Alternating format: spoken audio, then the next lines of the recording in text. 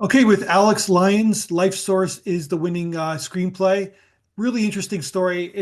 I guess, it's one of those stories where it's about a real life event, and you're kind of using kind of fantasy or kind of like fiction elements to kind of talk about the real life event that occurred, I guess. Well, yes, and it's interesting because yes, it's fictional elements, Yeah, sort of, but sort of. Okay. it's really science. I mean, if you think about it, right? Yesterday's, let's see, how do I say this? Today's technology Yeah. was yesterday's magic, right? So what seemed By paranormal, the way, if someone used that, you should copyright that line if nobody's taking it. Go ahead. okay. It's almost like Yeah. what's paranormal today, what was paranormal yesterday Yeah. is normal today. Yeah. I mean, if you just look at our technology, right? I mean, Star Trek, right? Back in whenever, Yeah. right? You never thought you could talk, okay, Captain, We still can't beam someone though. We can't do that But yet. you know what though? There's a company in Canada that can beam inanimate objects from one box to another. Okay. So there's stuff happening. So what I'm saying is Yeah. science is one of those things that there's a lot of stuff that we still don't know. So what was interesting is I don't know if you've ever heard of this Japanese scientist. His name is Masaru Emoto, and Okay. he wrote a book called The Hidden Messages in Water. And what he did is he did all these experiments and he put water in bottles and he did it and he put the same water out of the same source and he put these bottles in various places and for extended periods of time and then studied the sort of the pattern under a microscope of what happens to the water. And he discovered that when water was placed in environments where there was like beautiful classical music and lots of sunlight, and where the environment was positive, that the water crystals were like you would see in snowflakes, right? Mhm. Beautiful, bright, white, Yeah. crystalline, spectacular.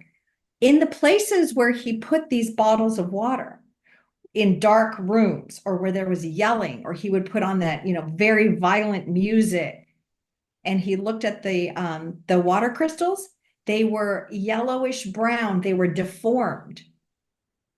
So that's very interesting. So, It it is. gets one to thinking, right? Well, that's part of what your script is about thematically, is that water is its own life source, right? So Well, maybe, water, yeah, our life source. yeah. Well, it made me think of the book. I don't know if you've ever read the book, The Secret Life of Trees. Yes, Yeah. yes, And it reminded me of that, where like we don't know, we only know that water, we drink it, there's an ocean out there. But what do we really know about water? Like it's its own, like as you describe in the film, it's its own yeah, I don't know what to say, it's its own being, its own spiritual, whatever you want to call it. Everybody has their own definition, right? But right. it's a life Yeah, source, I guess, like your the title of your script. right. Well, like think of it. Our bodies are majority water, mainly water, Yeah. right? Water conducts electricity or conducts, is a conductor of electric currents. Water is, there's so many properties that water has. Water can be ice, it can be vapor, it can be liquid, it can be invisible, it can be visible. Yeah. Um, so so interestingly enough, in coming to this, the events of the Lost Patrol, the planes, right? They went down, and everybody there was this mystery around the Bermuda Triangle. Mhm. So, why does this happen? Why are there all these disappearances? And other people have, tried to rationally explain all this stuff. But Sure. really, if you think about it, if when barometric pressure changes, so like if you were to change the density of water in an area, then you would change the barometric pressure between the air and the Yep. water. I mean, just in that moment. Well, if you change the barometric pressure, a plane can fall or ship can sink. Yeah. So So I there's got, a scientific explanation why Amelia Earhart, Roberto Clemente, to name a few, have yeah, have vanished in the Bermuda Triangle. There could be. If so, for example, if that was the center of consciousness Yeah. for water, and it decided, well, there's a certain pattern, and at times it shifts its barometric pressure Mhm. in that area, things can happen. Yeah. So you know how there's like So a political circle? It's almost like there's a science to spirituality circle in a sense, right? They kind of yeah. like run in, they kind of match each other. That's what basically what you're saying in a sense, Yeah, right? I mean, Yeah. I think that we live in a world where we really nature, if you think about it, nature always wins, right? I Yeah. mean, if you're out and there's a storm and you don't have anything to shield yourself from it, and you're on the side of a mountain and that mountain collapses, bye. You know, it's like, see ya. You could also say that that's what the planet's doing to us, right? Like the planet's gonna beat us eventually, right? Right. The more we like abuse it. So Yeah.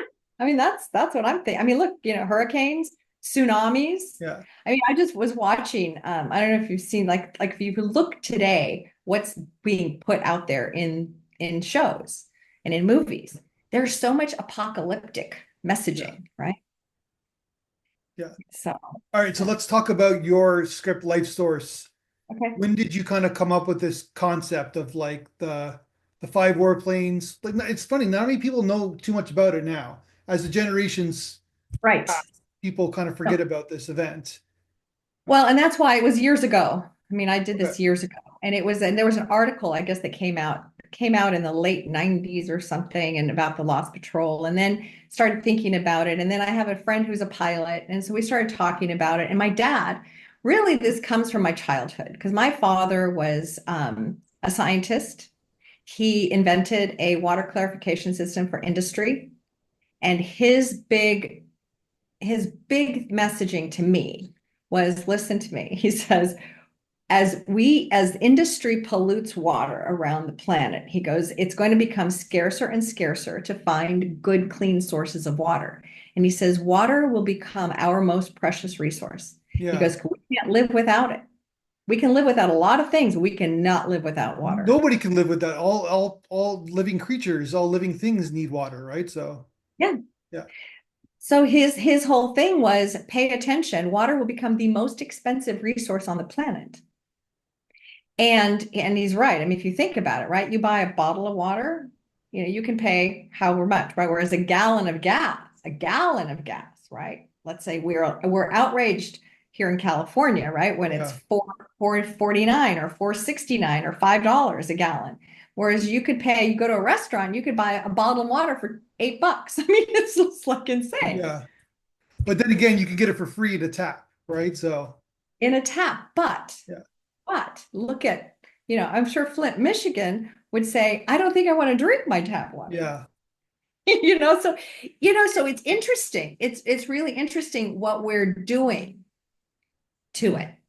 And so that for me became a kind of a question. What happens when we start getting to a critical mass point, right? With what we're doing to the water? What happens? And right now I'm just wondering, you see all these events that have started happening, world events, the tsunamis. I remember the tsunami that happened in Bali, right? And what it wiped out years ago. Can't remember how many years ago that was. Mhm. But you look at that and you're like going, well, there's more of those. There's more tornadoes. There's more tsunamis. There's more, the melting of the ice caps. That there's just more of that, more and more and more of that happening, Yeah. and it's destroying us. I mean, our places we live. Yeah. If you talk to like oceanic scientists, they which I'm fortunate enough to talk to would make like we do a lot of films with their environmental, and they talk about like how the fish populations have completely changed in the oceans, right? Where Yeah. like crabs used to be in the Boston area, like Right. New England, now they're in Italy. Wow. So, like Yeah. That's crazy. yeah, because it's like, and then there's things like there's like fish in Australia that have gone up north and they're like evolving because of the weather. It's like the whole ocean, it's two-thirds of the planet. Like it's completely changing before our Yeah. very eyes, right? So And look at what we've done with fishing, I mean, it used to be, well, I grew up in Europe. So for me, when my uncle would go out and we'd go out to the sea, he'd go out to the Adriatic Sea and he would bring home fresh fish and we would just take the fish and eat it. There wasn't like grocery store fish and whatnot. And it was wonderful and it was fresh and it was fabulous. And then now you just go look and these guys go out there and they take these giant nets and they just throw them out there and they just take whatever comes in Yeah. there in just giant batches. And how much of that is wasted? I just want, if you think about how much of the world is doing that, and then you look at what's happened to our fish population, Yeah. it's, Yeah. like That you whole said, giant net thing, trying to get what you like, there's a good metaphor there. Yeah, it's for a lot of things. So it seems like your script it's very concise. It's got a good thematic, good through line. But it seems like you got a lot of great ideas you want to throw into this script, but you want to make it kind of not overly complicated, I guess, right? You want to keep it simple with the plots and the characters and well, I wanted to make it exciting. So it's yeah, not so that it's not about what we're talking about. exactly. That's like kind of a subtext or a nuance, right, in the film. Right. That's an underlying like, oh wait, let me Yeah, think about that. But really the whole plot, if you will, right, is a cover up CIA, it's an action adventure, really, in so many ways. So that way I feel like if you give people a fun ride, yeah. then they hear what you're trying to say in a way that they're not almost not even aware that they're hearing it, I guess.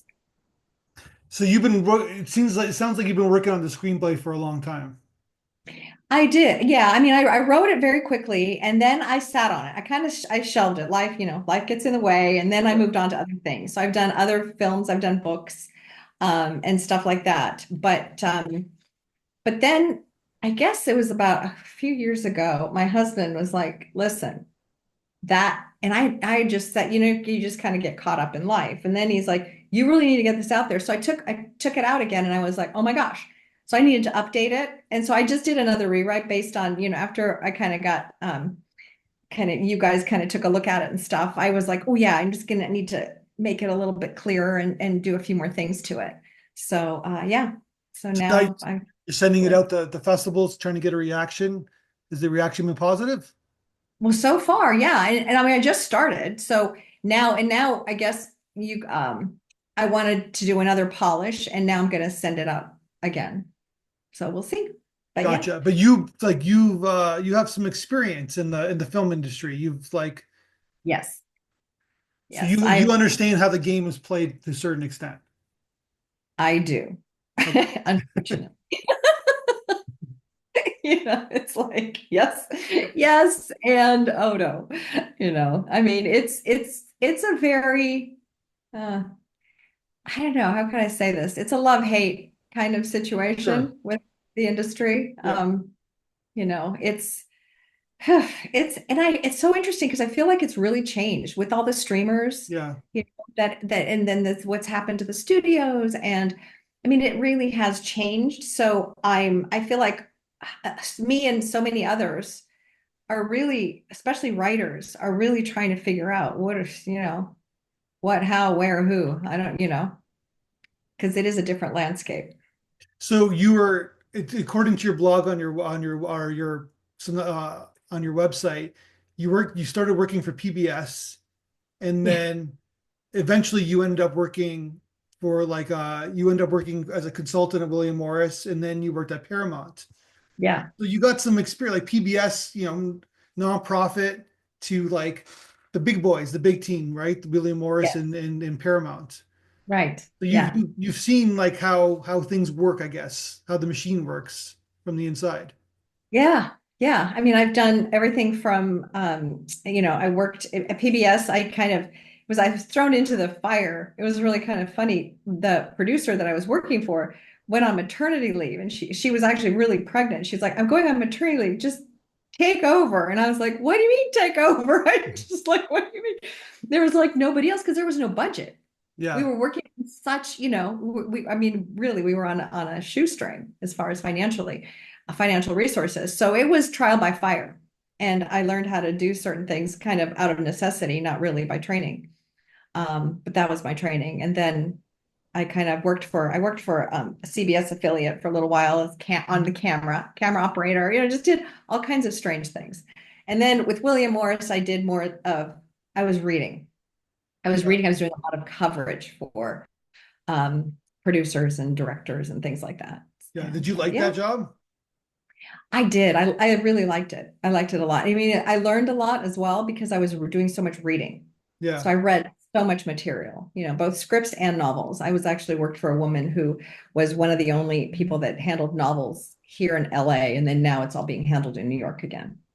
I always believe because like we have obviously you got feedback from us and a couple people work for us work for William Morris and I always believe that there's a certain arc that they have and it's like after a year I always believe they need to take a break because they've like they're overconsumed by Yeah. reading so much material and they probably might possibly get a little jaded or a little burned out from the reading. I think that's true. I do think that's true.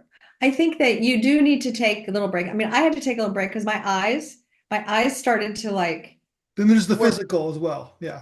Yeah. And I remember my eye doctor was like, you got to stop. You just have to stop doing this for a Yeah. while. Just let your eyes rest. But I do think there's also let your mind rest, absorb it, take the time to 100%. absorb what you've gone through and then start fresh again. I think we Yeah. all, and I think that's one of the reasons why it's good to put a screenplay aside. I mean, for me, it was really good to set this aside for a while Yeah. because I needed to come back to it with fresh eyes and also in a new, after kind of the stuff that the world has been going through the last 6, 7, 8 years, whatever, right? I there's like a new energy, a new perspective, Yeah. a new, and that helps, I think. As a writer, I think it's always good. It's so true because well, you write it to a certain stage in your life and the certain stage of the world's at, and you come back to it, you've evolved as a person, and the world has changed. So then it comes from a different. It's a whole new perspective. And sometimes scripts are ready, not to sound corny, but as you know, you work for Paramount. Sometimes scripts are ready for the world, and sometimes they're not. Right. So Right. it's all about timing, Exactly. right? Yeah. It is all about timing. Yeah. It is amazing. You've heard about those scripts that are like the studios are all producing the same story. Why is it coming out like within months of each other? Yeah. For some reason, the timing and also, I guess, there's a whole lot of other reasons I can name, but I won't. But timing is a good piece of it. Because well, they're trying to one up each other too, right? I'm assuming. There's that. Yeah, yeah. Yeah. There's that for sure. I remember I think it was in the 90s, one summer, there was like three disaster movies from three different studios in the same summer. And also Yeah. a lot of them were like almost the same story. Yeah. I mean, there's like that one with there was like a night, there's like these movies, the period pieces, and a couple of it's like the same story, just different Yeah. actor. Yeah, so it is interesting. And I mean it is interesting and you kind of wonder. But of course, I feel like the business has taken over the creative more Sure. and more and more. Yeah. And I think for those of us who, I think for artists of any kind, whether you're a writer, whether you're a cinematographer, whether you're a director, a producer, I feel like if you're really if you're really into the art of it, I think it's harder now. Yeah. Well, because we live in an algorithm world now, right? So, but Yeah. how does an algorithm know an original something unique and original? They don't, right? So, Right. yeah. So they're going to throw it out. It's like, we don't have any tests on that. We haven't tested that Yeah. hasn't tested. And so But that's what yeah, evolves things. If you look at the history of film, that's those unique like films every 20 years or so kind of set the bar and they change the rhythm, right? yeah, But exactly. we've kind of lost that since like the streaming services started. So I think so. I mean, and that's and I'm hopeful that there are still those pockets out there that, and I've seen it. I mean, I've seen some amazing work in recent years also, but it is rare, and it's hard to find the really original pieces.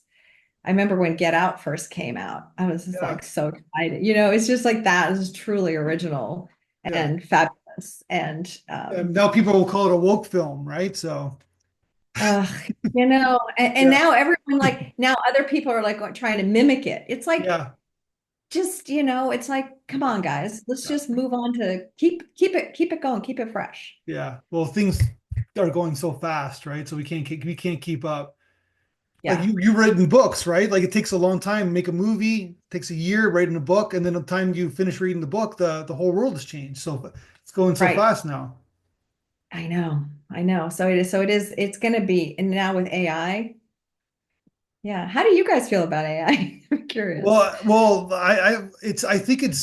I think it is what it is. Like what it is what it is, meaning that it's happening, right? Yeah, But you talked about, just to go back to what you're talking about at the beginning. You're talking about like these scientific kind of, someone's be able to move things, but it's all always comes down to humans, right? Because I remember it was like 97 where they cloned a sheep, right? And so this was 30 years ago, and people didn't like it. They were outraged. So we yeah, didn't hear about cloning again, right? yeah. But I'm assuming if they could clone a sheep 30 years ago, they can clone a human now, right? So let's Yeah, assume that. just thinking about that makes me actually a little That's what I'm crazy. saying. So then the people are like, the stock market, whatever, but it's like, how are people making money from AI? Which I guess they are to a certain extent now because it's helping, office managers or whatever. But basically, how are people going to react to? How much will people like the AI? That will be the interesting part about it, right? So What scares me is that because everything's so formulaic, right? yeah, Um, and let's say that, you have AI and they're following your algorithms. yeah, Then all of a sudden, they're the only AI and computers are generating content based on algorithms and yeah. not so what's happening is instead of evolving humanity, we are giving it a stasis, kind of like, oh, this is what you like, so boom, we're playing to the lowest common denominator in our brains, right? Yeah. Instead of trying to elevate us. And I feel like that's not where humanity wants to go. It's like when we talk down to someone, you're not helping that person. You're not No, helping I them get either, it. I get what you're saying. Yeah, right? but And so that's what worries me about story right now. there's different ways to take it. But for one, AI is great for the medical field, right? It's going to be amazing. Less mistakes in surgeries. That it's going to be amazing, right?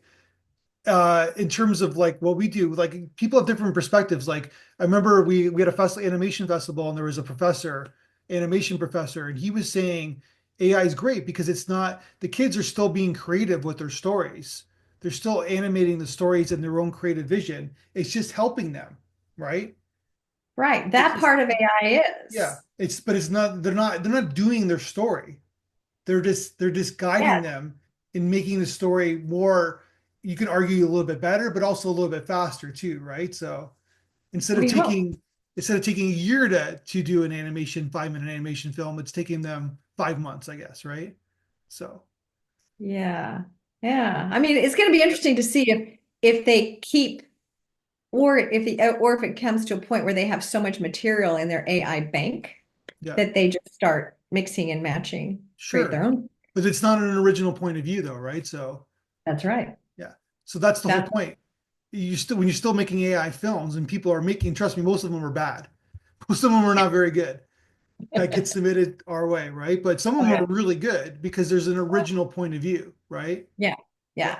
And I think that's my biggest concern is that we don't lose our originality, our yeah, innovativeness, our sort of our imagination. yeah.